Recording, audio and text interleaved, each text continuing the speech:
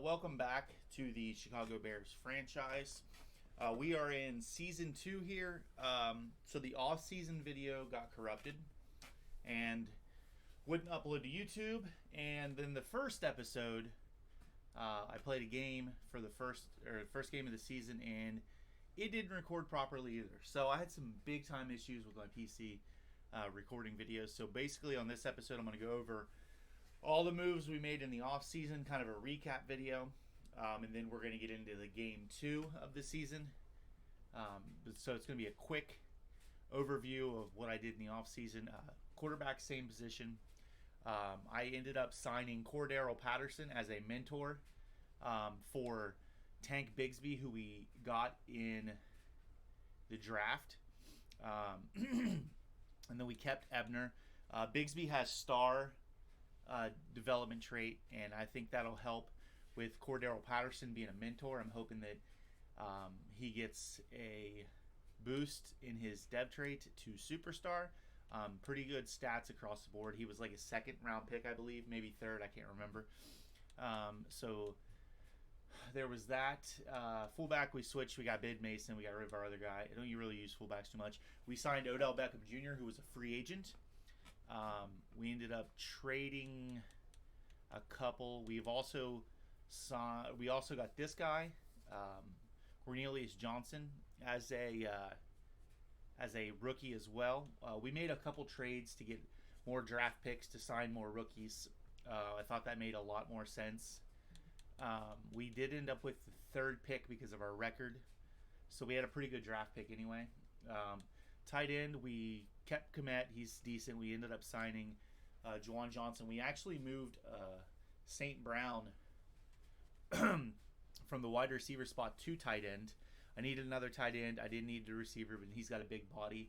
And he's not bad at tight end, honestly. But if I can get him out in space as a tight end going against linebackers at 90 speed, I feel like he can make some moves. Left tackle, we ended up trading for Paris Johnson Jr. He was like the 30th pick from the Colts. We gave up one of our wide receivers that we drafted, plus our left tackle. Left guard is Landon Dickerson. We gave up our left guard in Whitehair and another player to get him. So we moved down in overall, but got a guy that's younger and with star power. Our center is Eric McCoy now. We signed Matt Paradis in free agency, and then we traded him, and actually we traded David Montgomery to the Saints for Eric McCoy in a 4th round draft pick. So we actually got better there. My goal is to get better on the offensive line because that's where we really struggled last year. Right guard is still Jenkins. Right tackle, we actually signed Jawan Taylor from free agency. We kind of overpaid a little for him, but he is 25, 76 overall, so our whole offensive line has improved across the board, and that's what we really wanted to do. Left end, we kept Gibson. Right end, this is an interesting one here. This Ty Richter, oddly enough, was a punter, and we drafted him in the 7th round. We saw his build and a few of his attributes, and it didn't make any sense because his punting and kick power and stuff was low. So we signed him and moved him to right end. He's a big body, got some decent speed. He's not great, but he's also got a hidden dev trait. Hidden dev trait is something that you have to find out later with 500 downs played with this player. So being that he is not a good overall, he won't get a ton of playing time. I'm going to try to get him in as much as possible to unlock the hidden dev trait to see if he's got anything really good or not. Yeah, that could go either way. The hidden dev traits can go either way. Defensive tackle, we kept Justin Jones, and we ended up signing Malik McDowell. This is our 3rd pick of the draft here, Will Anderson Jr. He's an 81 overall when his morale's high enough. He also has a hidden dev trait. So we have, actually, and I think our left tackle also, I can't remember, I'll have to go look real quick, but he's got a hidden dev trait, and he'll be on the field a lot. As you can see, he's played a lot more snaps than our right end. So it should only be a few games away from finding out what his development trait actually is. We have no superstars or no X factors on this team whatsoever, so I'm hoping to get a couple with some of these younger guys. Middle linebacker Nakobe Dean actually went up with his defensive rookie of the year to star dev trade. What a trade we made with the Eagles to bring him in. So he's improved and he's only getting better. We also signed Kenny Young in free agency. Malik Reed we signed in free agency. We signed a lot of players in free agency. I think close to 20. We let a lot of people go and we have a lot of cap space. Marcus Peters was one of our biggest signings in free agency. He's already, first game of the year, he had 2 interceptions in our loss. Jalen Johnson's here. And we also signed Jordan Lewis. And we drafted Devon Witherspoon, who's got good speed, big body, cornerback at 6 foot. He's regular development, so maybe with one of these older guys, they can hopefully mentor him, like Marcus Peters can mentor him, and hopefully maybe get that up to a star. Free safety, Eddie Jackson's still here. Debating on him or not. I don't know if we're going to re-sign him after his contract's up. Undecided on that one. And strong safety, Jaquan Brisker was a rookie last year. It's actually 5th or 6th, I believe, in defensive rookie of the year. Has been really good. So he stayed, and we ended up drafting Noah Daniels, who actually was a cornerback. I moved to strong safety because he's a bigger guy, and I just had too many cornerbacks and needed to back up strong safety. That's the updated roster. It's improved, but not drastically. We've got some good key playmakers in Odell Beckham, and Marcus Peters on the defensive side of the ball. So that's the recap. Pretty quick recap. Don't believe. Oh, let's just go ahead and do the scout of college players. I downloaded the 2024 college player draft. I mean, it's a bit off, obviously, but we have some of the names like Caleb Williams, the USC quarterback.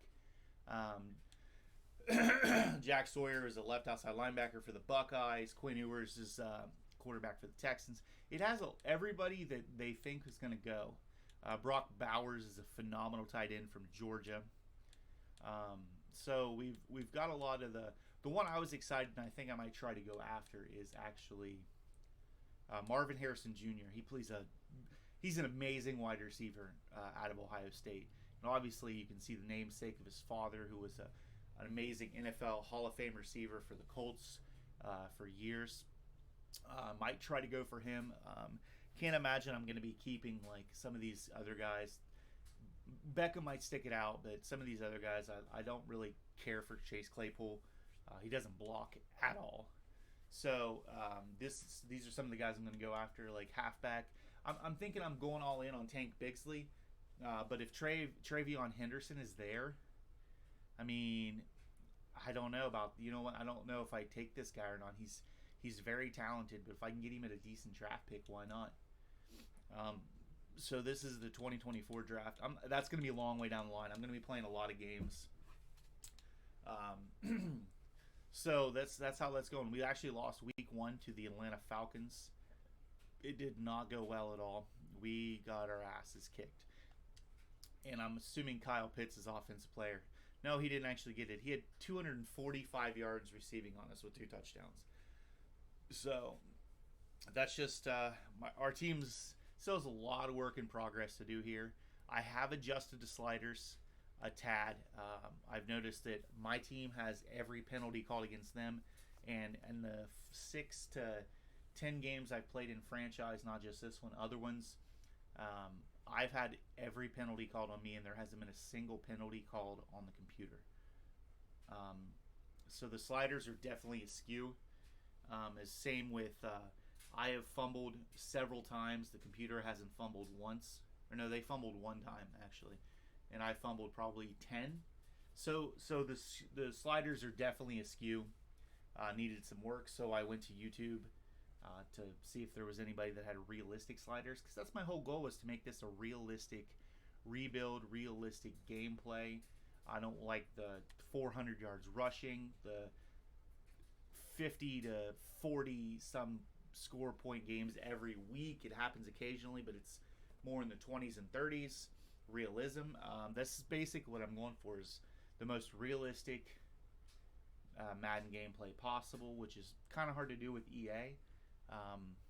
But That's my goal, is to have that, is and the rebuild to be realistic too. I mean, our overall only went up 2 points. I didn't get rid of everybody and then sign the top tier players. I passed on a few guys that just wouldn't fit my scheme or was just too expensive. I'm trying to have a realistic rebuild. You can't turn a team like the Chicago Bears into a Super Bowl contender 1 year after winning 5 games. It's just not realistic. So eventually, this year the goal is to win 7 games, to improve upon my 5 games that my team won last year, and I think we can win 7 this year. Our team has improved. Some of the other teams have not.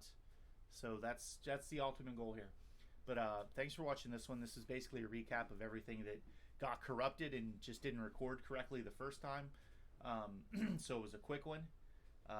And then next episode will be against the Saints. If it's a quick episode, I might throw 2 games in one, just to try to speed this up, because I am going to play pretty much every game, unless we start just getting completely destroyed, or I don't know. I'm going to play probably every game. I'm having a lot of fun with this Bears franchise. So thanks for watching. I'll see you next time.